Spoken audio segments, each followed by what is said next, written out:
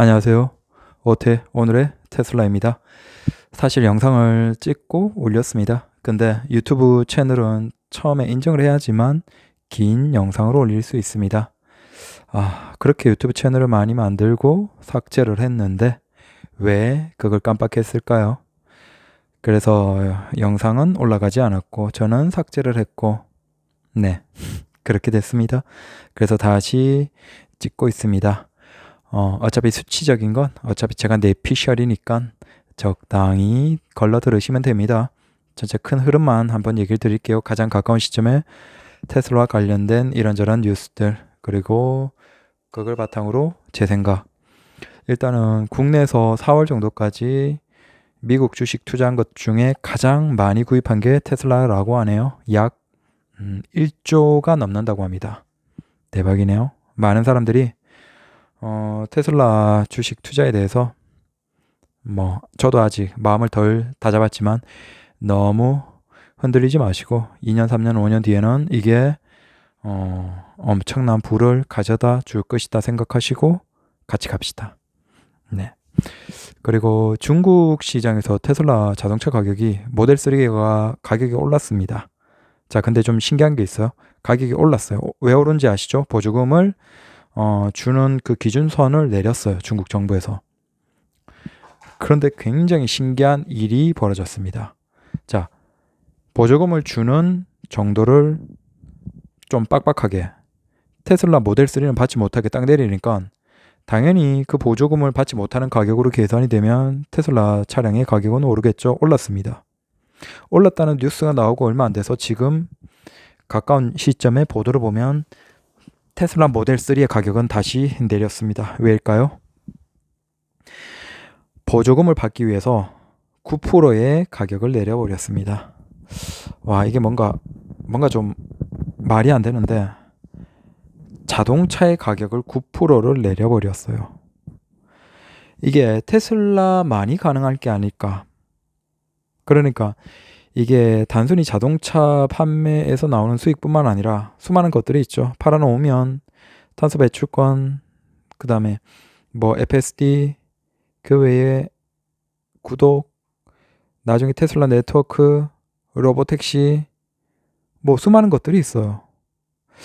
자, 이러다 보니까 테슬라는 사실 일반적인 자동차처럼 자동차 판매만으로 수익을 100% 낼 필요가 없어요. 오히려 자동차에서는 어떻게 보면 이게 우리 사회도 이런 게 있잖아요. 아예 그 물건을 계속 쓰기 위해서 상품 자체는 굉장히 저렴하게 이를테면 잉크젯 프린터기 같은 게 이런 식이죠. 정작 프린터 자체는 굉장히 저렴한데 잉크가 굉장히 비싸죠. 마치 그런 느낌이 이제는 들어요. 어떻게 차량의 가격을 9%를 내려버릴까요? 그래도 그들은 상관없다는 거죠.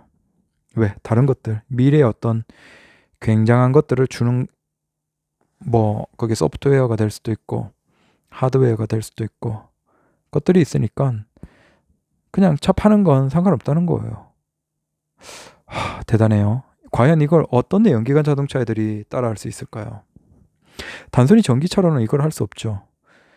그 부수적인 것들이 다 있어야 되는데 테슬라는 이게 있으니까 차 가격에서 수입을 직접적으로 덜 내는 쪽으로도 얼마든지 움직일 수 있는데 과연 다른 자동차 애들이 이렇게 대응할 수 있을까요?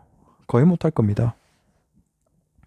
그 다음은 그 폭스바겐 CEO가 이런저런 얘기를 하는데 이제 자율주행 관련으로 조금 더 얘기가 나오고 있는데 요즘에는 자율주행 관련으로 나오는 얘기들이 기존과는 분위기가 좀 다르죠. 기존 같으면 확실하게 테슬라의 자율주행은 아직 허접하고 오히려 웨이모 같은, 그러니까 어떤 기반 내에서 움직이는 것들이 더 자율주행이 뛰어나다라고 불과 얼마 전까지 그렇게 얘기가 됐지만 지금은 분위기가 거의 180도 달라졌습니다. 이건 테슬라가 이제 본격적으로 FSD 관련 업데이트를 굉장히 빠르고 작게 하면서 사실상 사람들이 진실을 깨달은 거죠. 그러니까 이게 무슨 문제냐면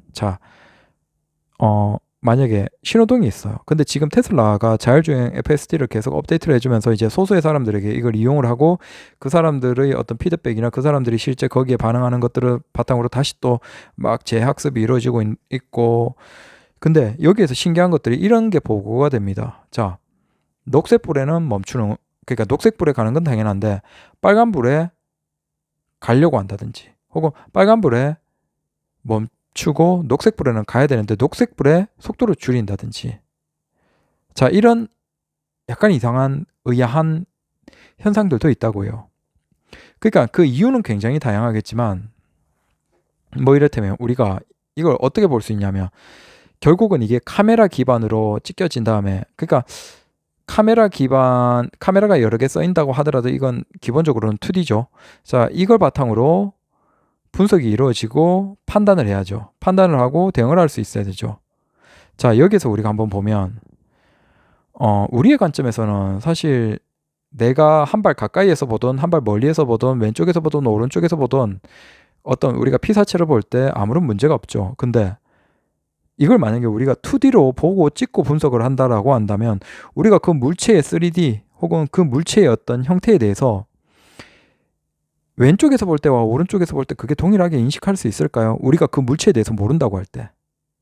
그러니까 여러분들의 손을 딱 주먹 쥐고 딱 볼 때 이걸 엄지 쪽에서 볼 때와 새끼손가락 쪽으로 이렇게 볼 때 사실 우리는 이게 그냥 손 주먹 쥔 게 여기 왼쪽 오른쪽이라는 걸 알아요. 근데 이걸 그냥 딱 단순히 찍는 2D로 카메라로 딱 찍고 난 다음에 이걸 바탕으로 왼쪽에 볼 때는 어떻고 오른쪽에서 볼 때 어떻고, 그 다음 이걸 왼쪽에서 찍은 것과 오른쪽에서 찍은 것을 두 장을 딱 놓고 이게 뭔지를 모르는 이들에게 이걸 딱 제시했을 때 이게 이해를 할 수 있을까요? 굉장히 어렵겠죠. 그러니까 지금 이 자율주행에서 테슬라가 지금 넘어가고 있는 단계가 이거예요. 자, 테슬라가 왜 이 지금의 다양한 형태의 일들이 일어나냐면, 자, 멈추는 위치에 따라서도 사실은 신호등이나 어떤 사인들의 형태는 달라지죠. 심지어 거기 앞에 뭔가 나뭇가지가 있고 잎사귀가 있고 혹은 거기에 어떤 좀 훼손이 되어 있거나 좀 굽어 있거나 뭐 굉장히 다양한 변수들, 혹은 햇살이 굉장히 맑은 날이 있고 그 다음에 흐린 날이 있고, 이런 날에 따라서도 컬러는 다르죠. 화이트 밸런스가 완전 달라지잖아요. 똑같은 색이라도 이게 그늘에서 다르고 햇빛 아래에서 다르고 그렇잖아요. 그러니까 이런 굉장한 변수가 있는, 그러니까 우리가 보기에는 저게 녹색 램프, 빨간색 램프라고 다 인식을 할 수 있지만 이걸 2D로, 그리고 이게 뭔지 모르는 컴퓨터 입장에서는 이게 찍히는 각도, 색의 변화, 날씨, 뭐 다양한 주변의 어떤 그 환경의 변화에 의해서 이게 보여지는 그게 전혀 다를 뿐만 아니라 그걸 바탕으로 이게 뭐다라고 인식을 하고 거기에 대응하는 게 굉장히 힘든 거예요. 중요한 건 테슬라는 이걸 지금 기존의 수많은 사람들의 데이터, 그 데이터를 바탕으로 소수의 사람들에게 이제 굉장히 적극적으로 이걸 쓸 수 있게 업데이트를 시키고, 그 업데이트된 상태에서의 어떤 자료를 바탕으로 아주 디테일한 뭔가를 연결짓고 있는 거예요. 그러니까 계속 막 딥러닝을 시킨다고 하잖아요. 여기서 훨씬 더 디테일한 부분들을 이제 막 객체와 어떤 위치에서 혹은 이 형태의 변화, 좀 기존과는 좀 다른 형태에서도 얼마든지 이걸 이해시켜 나가고 있는 그 단계다.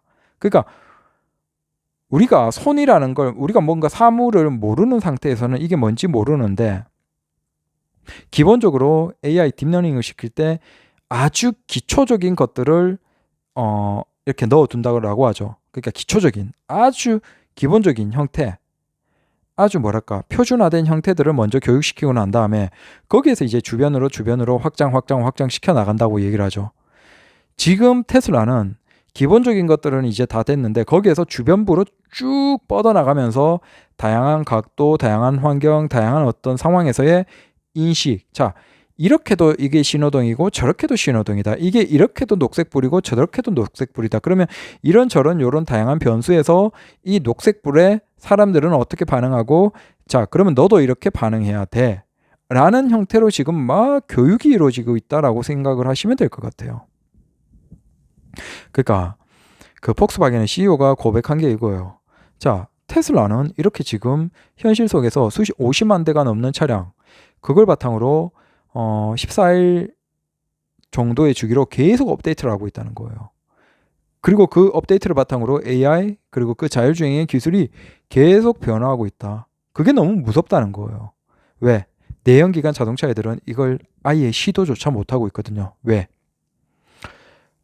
과연 현대기아차의 그 HDA 스마트 크루즈 컨트롤이 좀 더 발전된 방향으로 아직 확실하게 안정화되지 않은 상태에서 업데이트를 시켜줬을 때 소비자들의 반응은 어떨까요?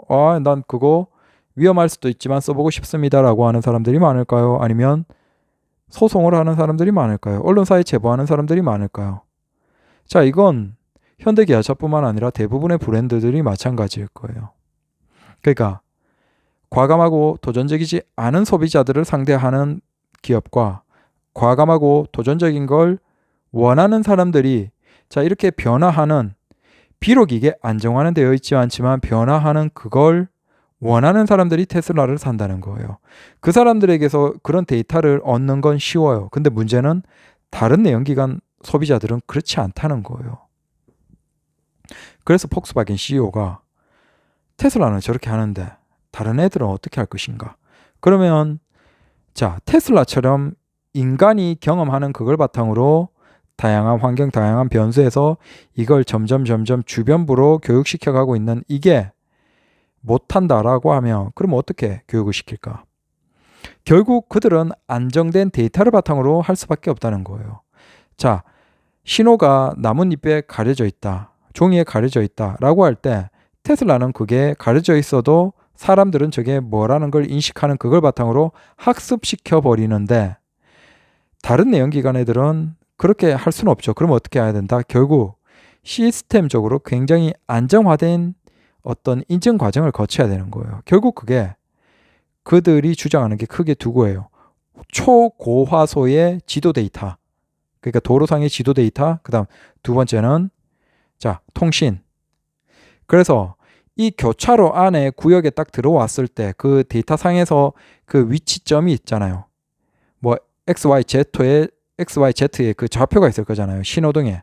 그럼 내가 어디에 위치하든 혹은 어떤 사물에 가려 있던 그 XYZ 좌표에 있는 그건 신호등인 거예요.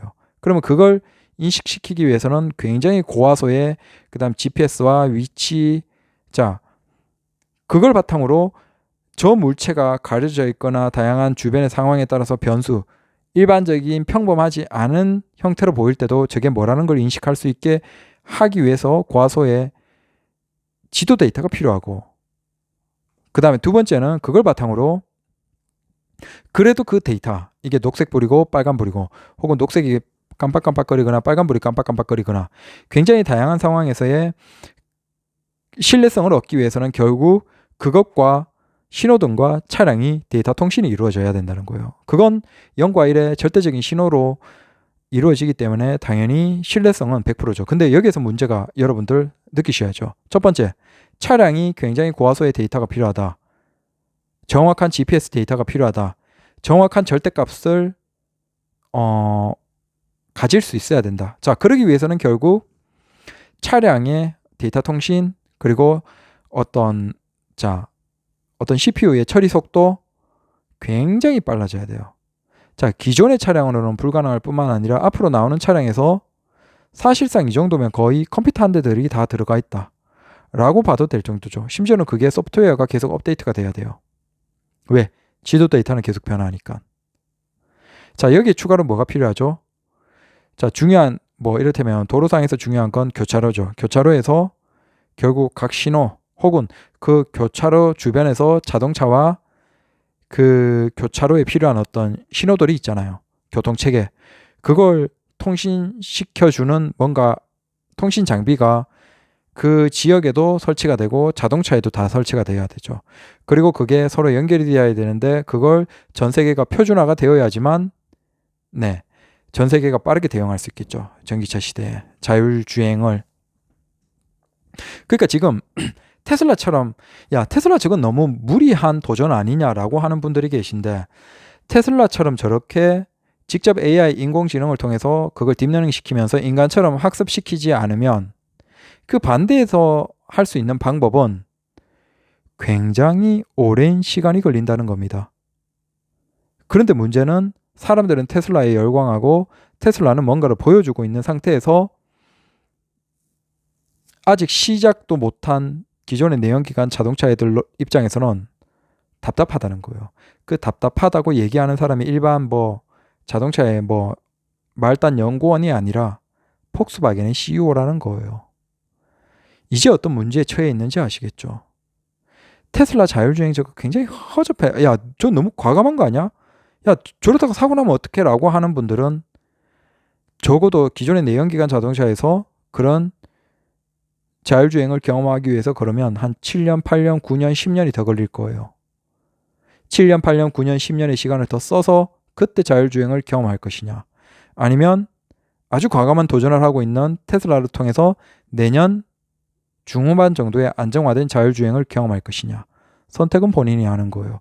근데 사람들은 어디에 열광할까요? 자, 이 과도기 앞에 있다. 여기에서 테슬라는 문짝 부수고 도전하고 있다. 그게 성공해버릴까봐 내연기관 자동차들은 무서워하고 있다. 자, 그 다음에 어떤 게 있을까요? 자, 중국 얘기했고, 그 다음에 자율주행 관련 얘기했고, 그리고 그 이번 실적 발표에 대해서 이런저런 얘기들이 많은데 그건 뭐 수치적으로 너무 자세한 부분이라서 제가 잘 모릅니다. 그래서 그 네이버에 레이어드 님이 계시죠. 그분의 어떤 해석 자료 굉장히 좋아요.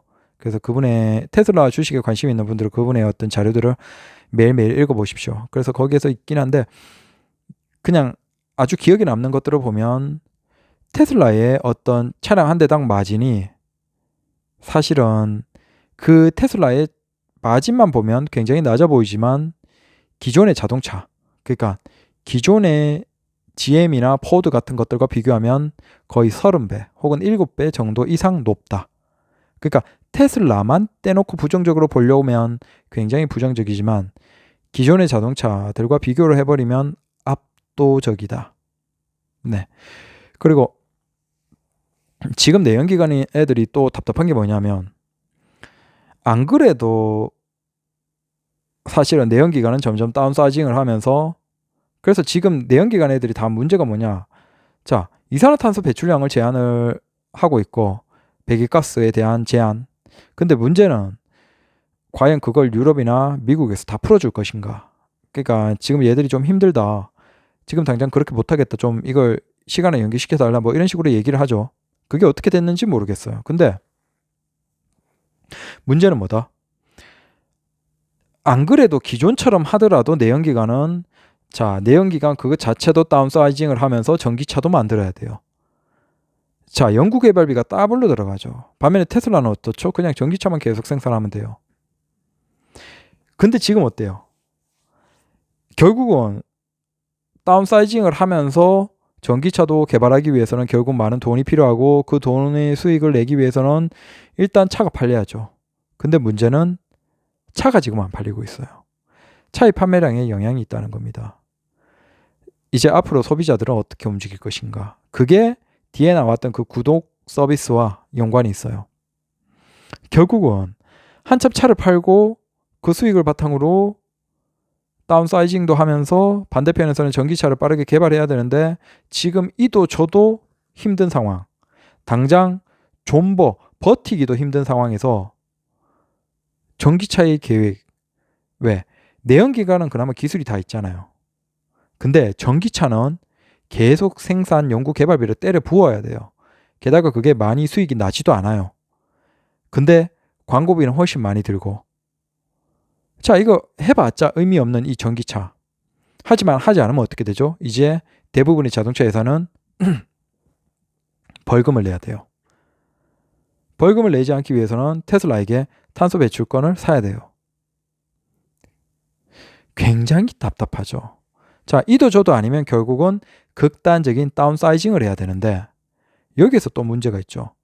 지금 내연기관 기술은 끝나는 거예요. 끝나는 건데 여기에다가 굉장히 적극적으로 다운사이징 기술을 연구 개발하기 위해서 돈을 쏟아부으면 그거 몇 년 뒤에 사라지는 기술인데 사라지는 기술에 지금 돈을 쓸 것이냐. 그러니까 지금 내연기관 애들이 속이 터지고 답답한 이유가 이거예요. 이산화탄소 배출에 대한 문제도 지금 속이 터지는데 자율주행 그건 지금 신경도 못 써요. 근데 지금 테슬라는 저기 결승선 직전에 있는 거예요. 미치고 팔짝 찌고 도는 거죠. 네. 그래서 걔들 입장에서는 그냥 테슬라가 일론 머스크가 그냥 급사라도 해버렸으면 좋을 거예요. 참 답이 없다, 내연기관 애들은. 참고로 현대기아차를 제외하면 수소차는 거의 대부분의 브랜드들이 포기했습니다. 내연기관 다운사이징과 전기차에서도 지금 답답해서 지금 연구개발비가 마련되지 않는 상황에서 무슨 수소차를 하겠어요. 그래서 대부분의 애들이 수소차는 손을 놨습니다. 현대기아차도 포기할 거예요. 그리고 미국에서 이제 지금 당장 공장이 셧다운되어 있고 판매에 대한 이런저런 얘기가 있지만 지금 내연기관 자동차 애들과 테슬라의 가장 큰 차이는 테슬라는 역대급으로 주문량이 밀려 있습니다. 그건 당연하겠죠. 공장이 셧다운 됐으니까. 근데 이상하잖아요. 테슬라는 주문량이 역대급으로 많이 밀려 있습니다. 자, 이게 의미하는 게 뭘까요? 반대로 내연기관 애들은 심지어 딜러에서 주문량을 줄이고 있어요. 판매가 안 되고 재고가 쌓여가니까. 그러니까 똑같이 공장이 셧다운 됐다라고 할 때 착각하면 안 되는 게 내연기관 애들이 셧다운 된 것과 테슬라가 셧다운 된 건 전혀 다른 상황이에요. 테슬라는 지금 주문이 너무 밀려 있는데 어떻게든 많이 찍어내야 되는데 주문량을 맞춰도 될까 말까인데 지금 오히려 공장이 셧다운 돼서 역대급으로 차를 받고 싶어 하는데 차가 안 나와서 답답해하는 사람들이 가득 차 있는 데 비해서, 그러니까 기다리고 있는 사람이 가득 차 있는 데 비해서 반대의 내연기관 애들은 차가 안 팔려. 차가 안 팔리니까 딜러샵에서도 주문량이 줄어들고 딜러샵의 마당에는 재고차가 쌓여가고 그 재고차가 각 브랜드들 대부분이 늘어나니까 당연히 차는 더더욱 경쟁은 심해지고 할인은 심해지는데 차는 더더욱 안 팔리고 소비자들은 살 돈이 없고, 그러니까 똑같이 공장은 셧다운 됐는데 내연기관 애들은 셧다운이 풀리고 나서가 더 걱정인데 테슬라는 제발 하루라도 셧다운이 빨리 풀렸으면 좋겠는 거예요. 공장은 똑같이 문을 닫았지만 180도 다른 상황입니다. 착각하면 안 돼요. 착각하면 안 됩니다. 그래서 공장을 다시 재개하는 게 다른 브랜드는 부정적일 수도 있어요. 오히려 공장을 다시 재개하는 게 악재예요. 왜? 돌려봤자 딜러들이 차량 주문을 예전보다 오히려 더 줄이고 있어요. 소비자 판매보다 딜러들이 주문량이 더 줄고 있어요. 안 팔리니까. 그러니까 공장을 다시 재개할 수 있어도 내연기관 애들은 대대적으로 구조조정을 하고 사람들을 자르고 그렇게 해야 돼요. 반면에 테슬라는 어떻게든 이제 생산량을 다시 빨리 100%, 95%, 100%까지 끌어올리는데 집중을 하겠죠. 놀랍죠. 그리고 모델 Y 같은 경우에는 엄청날 것이다. 이게 왜 그러냐면 미국에서 그 테슬라 모델 3, 모델 Y 이건 다 럭셔리, 그러니까 럭셔리 C 세그먼트인가요? 그러니까 C 세그먼트라고 할 때 그러니까 벤츠 C, 그다음에 3 시리즈, BMW 3 시리즈, 그러니까 A4, 그다음에 S4, 그다음에 그 렉서스 IS, 그다음에 제규어 XE. 자, 요런 것들이 쭉 있는 럭셔리 라인에서 얘들 C 세그먼트 얘들 전체의 판매량보다 최근에 1년치가 테슬라 모델 3가 더 많아요. 자, 이게 뭘 전망할 수 있냐면 크로스오버, 그러니까 모델 Y가 있는 럭셔리 크로스오버, 뭐 SUV라고도 할 수 있겠죠. 그 시장, 럭셔리의 모델 Y와 유사한 크기의 그 시장 전체 판매량은, 그러니까 시장의 볼륨은 아까 얘기했던 세단, 럭셔리 세단 C 세그먼트 시장 있죠? 그거의 2배 정도가 됩니다. 즉, 근데 그 시장을 모델 3가 넘었잖아요. 그럼 모델 Y가 그 건전만큼 혹은 그 절반만 되더라도 어마어마한 판매량이라는 겁니다. 근데 사실상 전기차 시장에서 SUV는 그냥 테슬라가 그냥 모델 Y가 정답이죠. 그러면 그 주문량, 판매량은 어느 정도일까? 사실은 모델 3도 시장에서 중고 매물은 거의 없죠.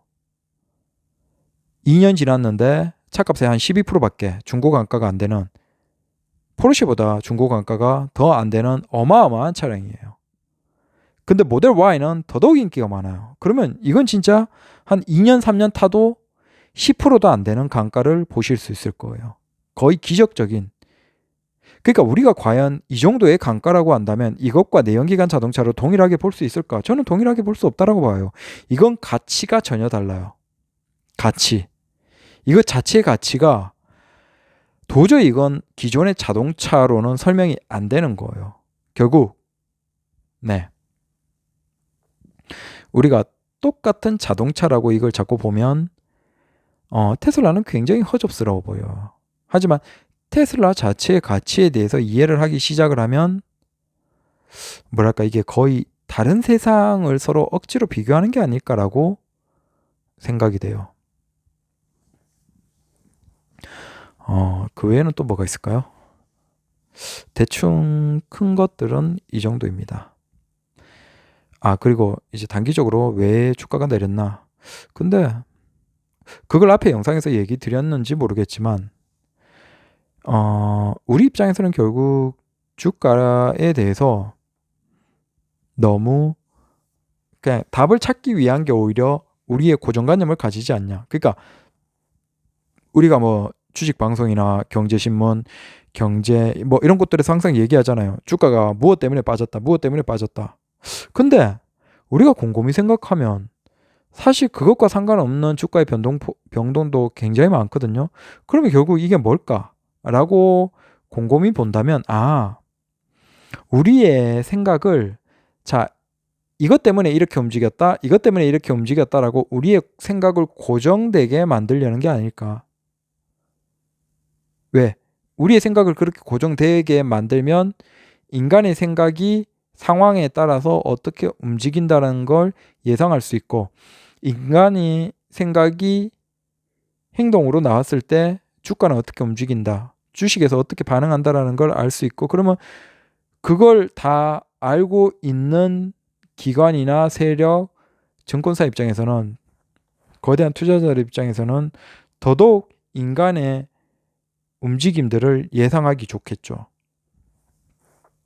그래서 어떻게 보면 뭐 어떤 부분들로 인해서 주가가 이렇게 움직였다라고 할 때 사실은 거기에서 우리가 조금 더 자유로워 버리는 게 차라리 나은 것 같아요. 왜? 사실 그렇게 아주 작은 것들에서 주가가 이렇게 움직인다라고 생각을, 고정관념을 가지고 그걸 바탕으로 주식을 보게 되면 결국은 답이 없어요. 특히 테슬라 주식 같은 경우에는 만약에 착장하고 악재만 찾으려면 악재가 수두룩하고 호재만 찾으려고 하면 호재가 수두룩해요. 그러면 여기서 우리는 어떻게 할 것인가? 그 악재가 주가에 영향이 있을 것이다라고 예상을 하면 사실 테슬라 주식을 하지 않는 게 맞아요. 그래도 우리는 계속 테슬라라는 기업에 대해서 더 공부해 가고 있기 때문에 알다 보니까 테슬라를 하지 않겠다, 주식을 사지 않겠다라고 생각하다가도 미련이 남아서 테슬라 주식을 또 관심 가지게 되죠. 어쩔 수 없는 것 같아요. 그래서 뭐 어제 폭락을 많이 했다라고 하더라도 우리가 이건 많이 봤잖아요. 이렇게 내려가다가 또 몇 거래일 내려갔다가 딱 올라가고 내려가고 올라가고. 근데 답이 없어요. 그러면 기존에 올라갔는 건 이유가 있어서 올라갔나라고 하면 솔직히 그것도 아니거든요. 그러니까 왜 올라갔는지도 모르고 왜 내려갔는지도 몰라요. 근데 테슬라 기업이 그래도 다른 것과는 좀 다른 이유가 뭐냐면 일반적인 대부분의 기업들은 주가와 그러니까 주가와 회사의 어떤 실적과의 연관이 거의 없어요. 그러니까 자사주 매입 정도가 주식에 좀 영향을 주긴 하지만 대부분의 경우에는 연관이 전혀 없습니다. 근데 테슬라의 그러니까 CEO인가요? 그러니까 일론 머스크가 그 급여를 받지 않는 대신에 테슬라의 주가의 흐름에 따라서 뭐 어떤 다양한 조건들이 있고 그 조건에 따라서 받죠. 그렇기 때문에 과연 그러니까 뭐 이미 돈이 많기 때문에 상관없을 수도 있어라고 하겠지만 적어도 우리에게 야 일론 머스크가 이렇게 주가가 긍정적으로 움직이기 위해서 많은 노력을 할 거야라는 기본적인 믿음은 가능하다는 거예요. 그리고 실제 지금까지 일론 머스크는 우리가 오해하면 안 되는 게 시기를 못 맞춘 적은 굉장히 많아요. 솔직히 시기를 맞춘 적이 더 적어요.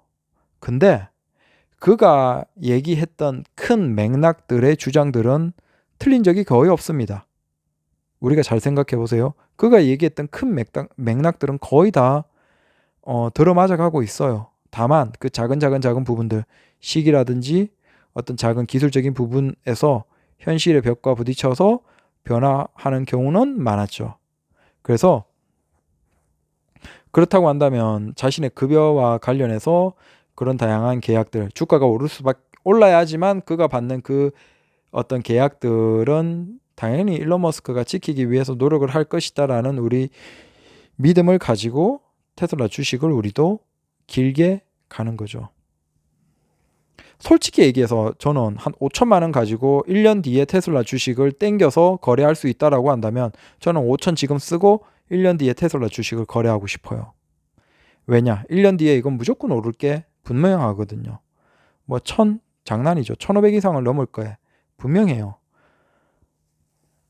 분명한데 이 시간 속에 우리가 너무 답답한 거죠. 이 답답한 상황.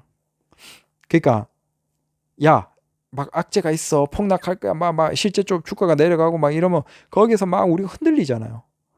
그래서 저는 솔직히 앞에 얘기했던 것처럼 5천만 원 내고 1년 뒤에 주식을 거래할 수 있었으면 좋겠어요. 너무 답답해요. 너무. 감사합니다. 오늘의 어태는 이 정도로 마치고 음성이라든지 아니면 조금 요렇게 바꿔봐라 뭐 그런 것들을 조언해 주시면 최대한 또 맞춰서 노력하도록 하고 아무래도 소리에 집중하는 것이기 때문에 컨텐츠의 내용이 조금 더 좋도록 그리고 여러분들이 듣기 좋도록 그 다음에 음질도 좀 좋아지도록 노력하겠습니다. 그리고 이번 영상도 이게 30분 정도로 긴데 여러분들이 영상을 조금 더 짧게 줄여라. 한 15분 정도만 듣는 게 좋겠다. 20분 듣는 게 좋겠다. 뭐 이런 식으로 의견을 주시면 거기에 맞추도록 하겠습니다. 아니면 뭐 야, 난 긴 게 좋아. 난 출근 시간 1시간 길어. 1시간 동안 입을 털어줘 라고 한다면 뭐 그런 쪽에 의견이 많으면 또 길게 하는 건 얼마든지 자신이 있습니다. 했던 얘기 또 하고 제가 잘하는 거 있잖아요. 감사합니다. 다들 테슬라 믿고 갑시다. 감사합니다.